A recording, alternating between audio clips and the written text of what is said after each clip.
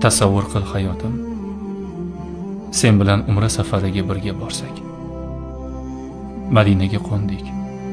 Hayajondan yuraklar tez-tez urib, muborak zaminga birga keldik. Rasulimizga salomlar berdik, duolar qildik.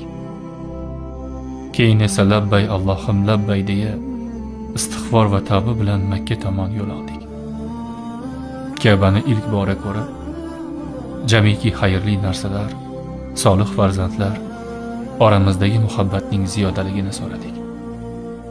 Endi yana ham tasavvur qil.